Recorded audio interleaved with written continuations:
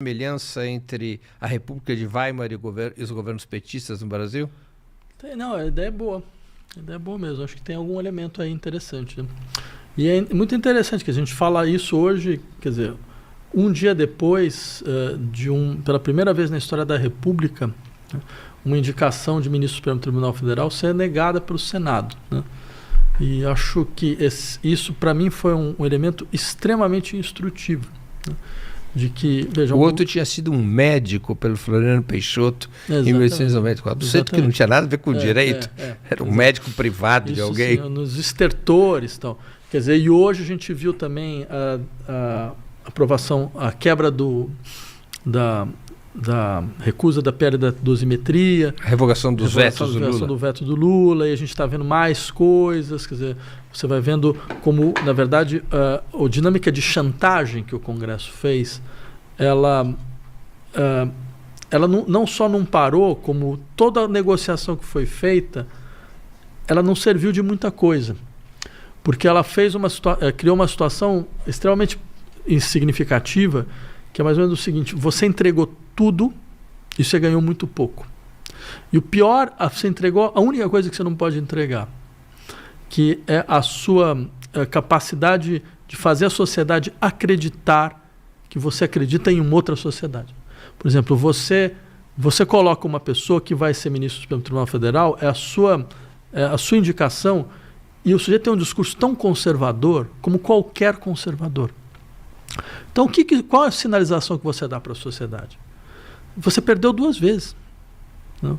Você perdeu uma, que foi, você não conseguiu a aprovação que você queria, você perdeu a outra, você perdeu o discurso, você perdeu a agenda. O axioma de Churchill. Exatamente, você perdeu a honra e terá a guerra. A batalha. Exatamente, a batalha é a pior coisa que pode acontecer, né? E eu acho que isso é muito típico de uma certa situação de paralisia, que talvez a República de Weimar seja um exemplo muito, muito paradigmático. Só que o problema é que a República de Weimar você tinha uma outra esquerda que estava em ascensão, que era o Partido Comunista Alemão, né, que também vai ser uma das razões pelas quais a República de Weimar vai ser constituída, exatamente para isso, para paralisar. A primeira razão. Exatamente, a mais importante de todas. Exato. Você vai botar os Freikorps para ficar assassinando comunistas, né?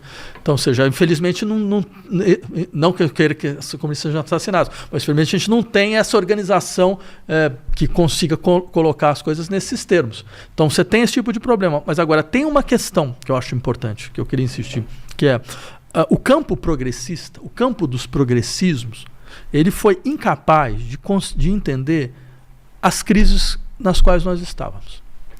O diagnóstico das crises era completamente equivocado.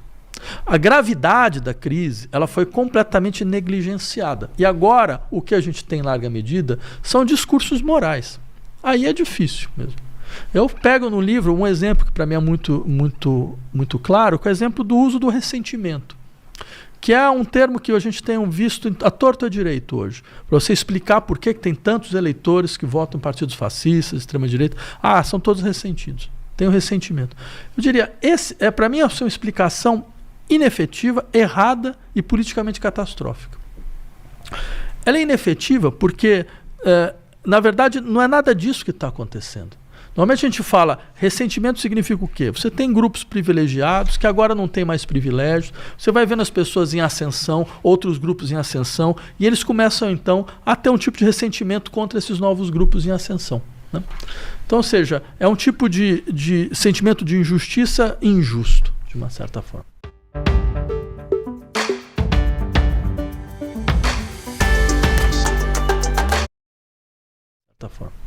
Só que o que eu acredito, na verdade, é outra coisa. A gente, primeiro, não tem 50% de... Quer dizer, é interessante porque é uma maneira de você utilizar uma espécie de déficit psicológico para justificar esse tipo de escolha. É como se não tivesse nenhuma escolha racional por trás. Como se ninguém tivesse pensado com o cérebro. O cara pensou com o fígado, né? E seria interessante perguntar, não, mas espera aí, qual é o cálculo racional que eles estão fazendo? Né? E o cálculo racional é muito claro, ao meu ver, né? E nem precisa de nenhum conceito psicológico nesse contexto. É mais ou menos o seguinte, olha, a gente sabe que não tem sociedade para todo mundo mais. É muito mais fácil eu dar um empurrão no cara que está do lado que acabou de chegar, do que eu acertar a conta com quem está lá em cima que não tem força para isso. Então esse pessoal, esses outros grupos que estavam em situações de minoridade social, agora começam a ter um pouco de ascensão, bem, eles são meus concorrentes diante de um horizonte que não tem para todo mundo. Então é racional. É dramático, catastrófico politicamente, mas é racional. Ninguém precisa psicologizar essas pessoas para entender. Ou seja, o que não é racional é a pessoa acreditar que só tem uma alternativa que é empurrar a pessoa do lado. Aí tem um problema. E não é só dele, o problema é nosso. Porque a gente fez com que as pessoas acreditassem que não há uma outra alternativa possível. Né? Eu trago um exemplo que eu acho interessante de um colega, Rui Braga, um sociólogo lá da nossa universidade, que foi para a Pensilvânia fazer um trabalho com a classe operária branca, trumpista, para entender o que estava acontecendo. E ele traz exemplos muito interessantes, é um belíssimo livro, onde ele fala, olha, que eu vou contar para vocês uma história. Tinha uma indústria papeleira na Pensilvânia, essa indústria papeleira era muito poluente. Chegou o Partido Democrata, falou, não, ela é muito poluente, não tem condição, questões ecológicas, vamos fechar e vamos dar para vocês empregos verdes. Né? Só que esses empregos eram mais precários, pagavam menos, né? Você tinha muito mais instabilidade. Aí veio o Partido Republicano e falou, olha, então, sem essa de fechar a indústria, vocês são um orgulho da América, vamos deixar a indústria aberta. O que aconteceu? Mais de 80% deles votaram no Trump. Quem precisa de um discurso de ressentimento para entender isso? É claro que eles estão dizendo, eu não vou pagar os custos da transição ecológica. Não botem nas minhas costas. Não quero saber quem vai pagar, mas eu não vou pagar. Bem, mais uma vez, é racional. O que não é racional é você não ter uma outra alternativa que não seja essas duas. Aí sim, eu acho que aí a esquerda atual ela peca. Né? Ela peca porque a gente está sendo obrigado a aparecer como um gestor humano dessas crises do capitalismo. E a gente não tem, e essas crises que são ingerenciáveis. Elas não têm como ser gerenciadas. Né? Ninguém acha que é possível gerenciar a crise ecológica. A esquerda brasileira está lutando errado contra o fascismo? Totalmente, eu acho totalmente. E não só a esquerda brasileira, bem, a esquerda latino-americana. Não é à toa que a gente está vendo, todos os casos são muito semelhantes.